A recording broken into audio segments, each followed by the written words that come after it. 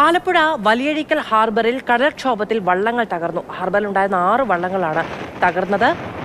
രഘുനാഥ് നാരായണൻ വിവരങ്ങളുമായി ചേരുകയാണ്. രഘുനാഥ്, ഈ വലിയ ശക്തമായ തിരയുണ്ടാകുമെന്ന മുന്നറിയിപ്പുകൾ ഉണ്ടായിരുന്നോ? വലിയ നഷ്ടം സംഭവിച്ചിട്ടുണ്ടോ?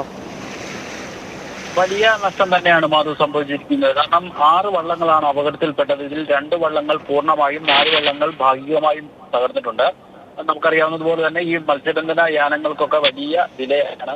20ഉം 25ഉം 50ഉം 1 കോടിയും വരെയൊക്കെ വിലയുള്ള ഇത്തരത്തിലുള്ള വള്ളം ബോട്ടുകളുണ്ട്.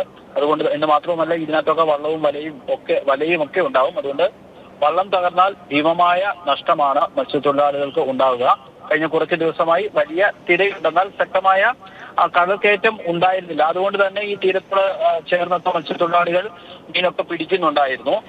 ഈ വലിയഴീക്കൽ എന്ന് പറയുന്നത് തെക്കൻ കേരളത്തിലെ പ്രധാനപ്പെട്ട ഒരു മത്സ്യബന്ധന തുറമുഖം കൂടിയാണ്. അവിടെയാണ് ചെറിയ വള്ളങ്ങൾ പ്രധാനമായും കയറി വരുന്നത്. ഈ ആറാട്ടുപുഴ, തൃക്കുന്നപ്പുഴ, തോട്ടപ്പള്ളി ഒക്കെയുള്ള സ്ഥലങ്ങളിൽ ചെറു മീൻപിടുത്ത വള്ളങ്ങളൊക്കെ മീൻ അവിടെ എത്തിക്കാൻ വേണ്ടി വരുന്നത് ആ തുറമുഖത്താണ്.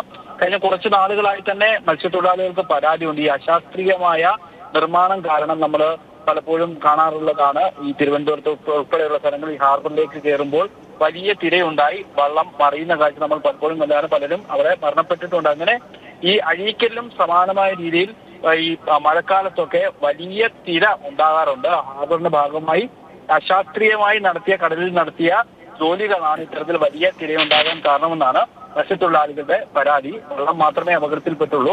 മത്സ്യത്തൊഴിലാളികൾക്കൊന്നും അപകടം പറ്റിയിട്ടില്ല എന്നുള്ളത് ആശ്വാസകരമായ കാര്യമാണ്. ആലപ്പുഴ ജില്ലയുടെ തീരമേഖലയിൽ കഴിഞ്ഞ കുറച്ച് ദിവസങ്ങളായി തന്നെ മഴ ആരംഭിച്ച മുതൽ തന്നെ ശക്തമായ തിരയുണ്ട്. ചിലയിടങ്ങളിൽ കടൽ നേരിയ രീതിയിൽ കരയിലേക്ക് കയറിയിട്ടുണ്ടെങ്കിലും കാര്യമായ കുഴപ്പങ്ങളില്ല.